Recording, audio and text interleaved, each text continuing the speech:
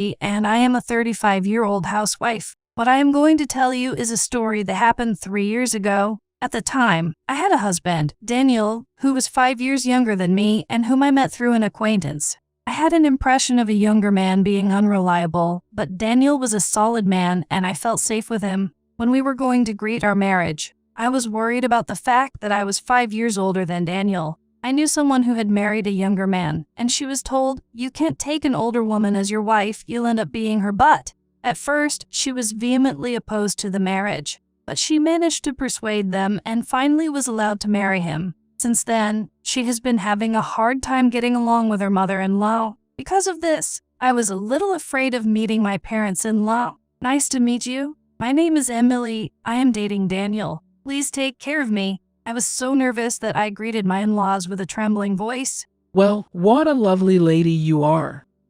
Indeed. She is too good for Daniel.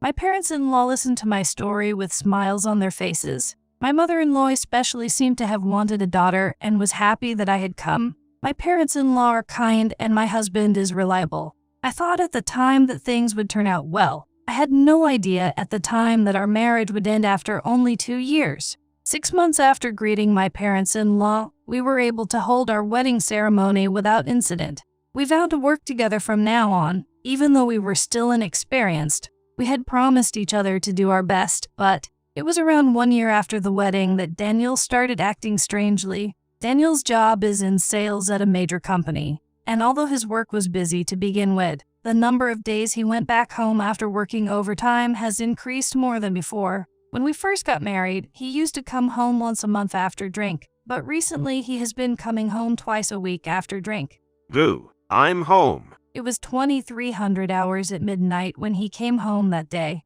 He came home loudly even though it was so late. "Hey, what time do you think it is? You're disturbing the neighbors, aren't you? Be quiet." Daniel didn't like the cold way I spoke to him, but he became unfaithful and said, "Shut up. I just got home from work, and you can't even say thank you or something like that. You really aren't cute, are you?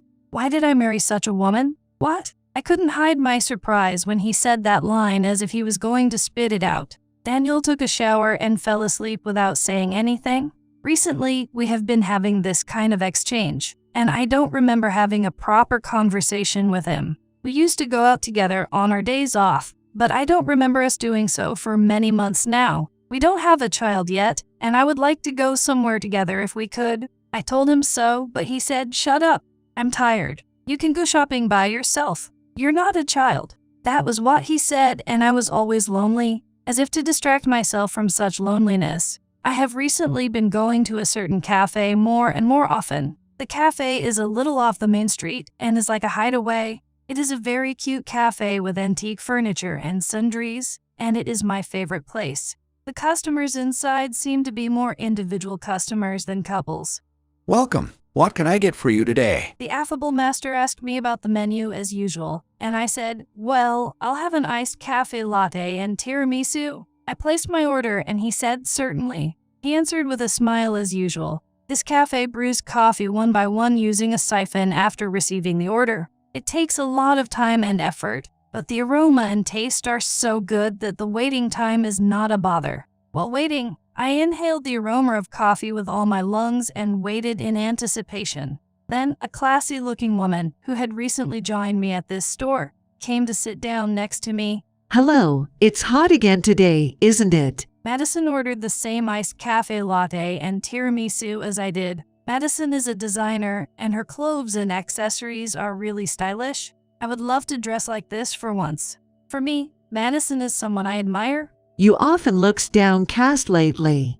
I wonder if something is wrong." She could tell that I was depressed, and I tried to correct her, but honestly, I wanted someone to hear how I was feeling. That's what I was thinking. So tell you the truth, I have not been getting along with my husband lately. I can't even have a proper conversation with him. I let out my true feelings. But Madison listened to me earnestly to the end of my story. "Madison, I'm sorry for making you listen to such a trivial story." I felt much calmer now that I had told Madison everything. After that, we made small talk as usual and went home. "I'm home, huh?" When I opened the front door, I found a pair of shoes of a woman I did not know, except for Daniel's. No way, was there a woman inside? With my heart racing, I went to the living room, but the two of them were not there.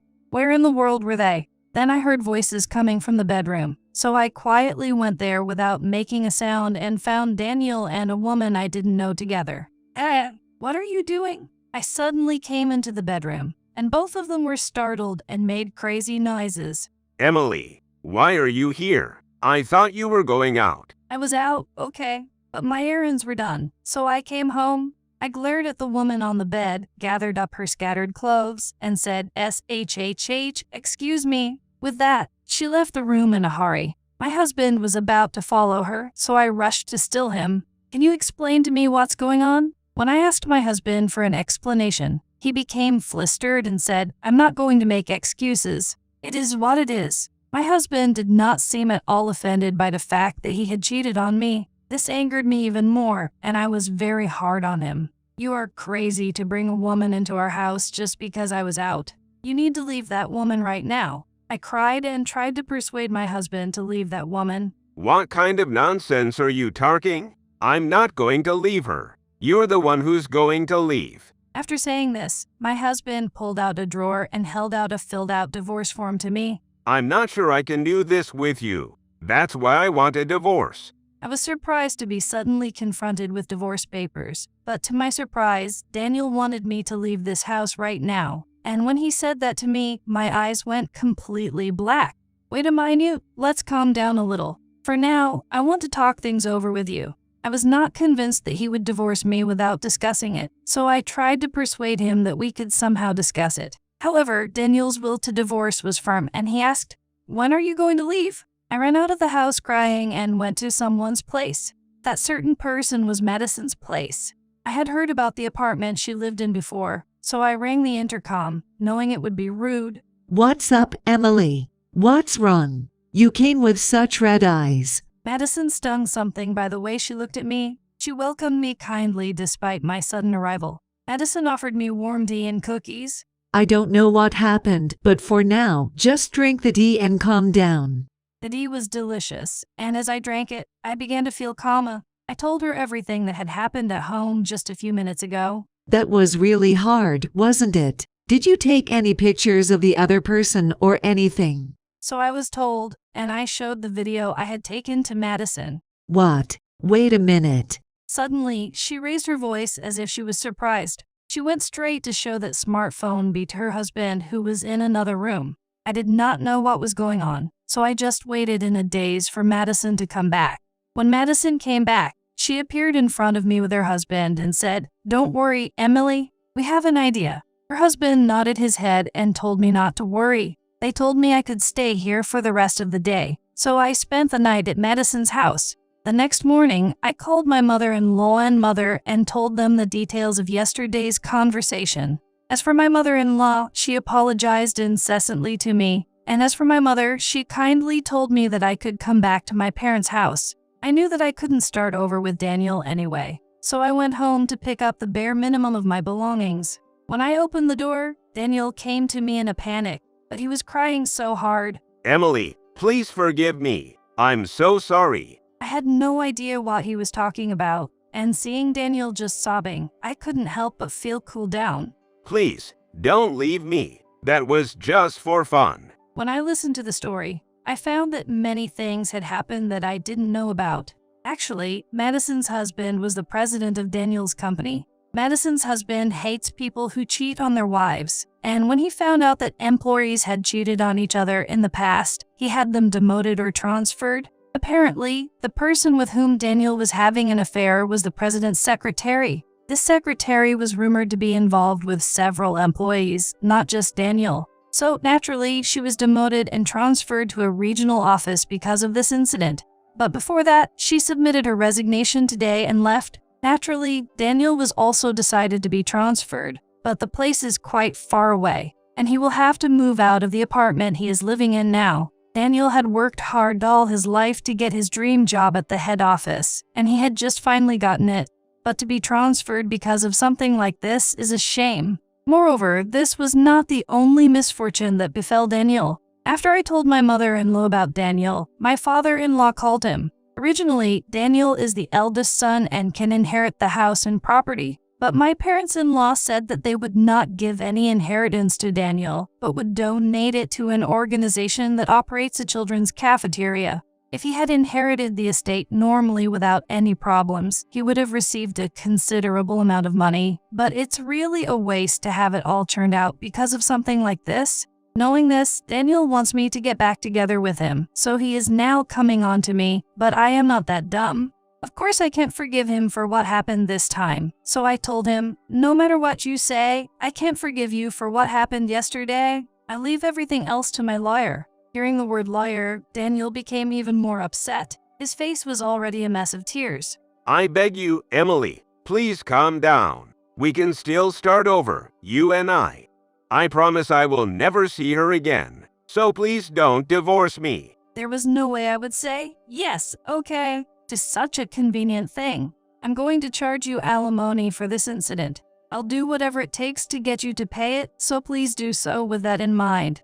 After saying that, I left the house with the bare minimum of my belongings. Until the very last minute before I left, Daniel kept saying that he didn't want me to divorce him and that we should talk about it. But I ignored all of that and left the apartment. When I arrived at my parents' house, what was waiting for me was the kind smile of my parents. When I saw my parents' faces, I suddenly started to cry. I thought I was going to reassure my parents after getting married, but I had no idea that I was going to cause them trouble again by coming back. I'm so sorry, Mom and Dad, for causing you all this trouble. I apologized to my parents in tears, and they said, there's nothing to worry about. You just didn't have a chance to be together. Maybe someday, next time, you will meet someone suitable for yourself. They encouraged me in their own way. A few days later, I received a call from my mother-in-law, who told me that Daniel had come to my parents-in-law asking about the alimony. Actually, Daniel had borrowed money without telling me. The amount is about $100,000, and he can't pay the alimony because he's busy with the monthly repayments.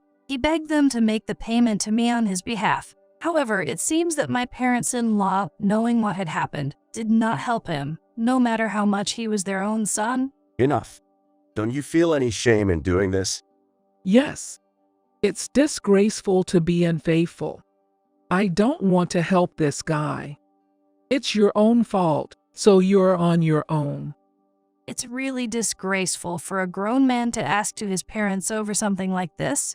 Hearing my mother-in-law's story, I was really glad that I had broken up with Daniel. Later that day, I went to see a lawyer to discuss about the alimony. It seems that Daniel is reluctant to pay alimony, and he says that he will never agree to divorce because he can still start over with me. In a sense, he has a very strong mentality to think that he can still start over at this stage. I even envied him a little. However, I also couldn't stand the fact that this matter was being dragged out indefinitely. When I talked to my mother-in-law about it, she told me that my parents-in-law came along with Daniel to the next meeting.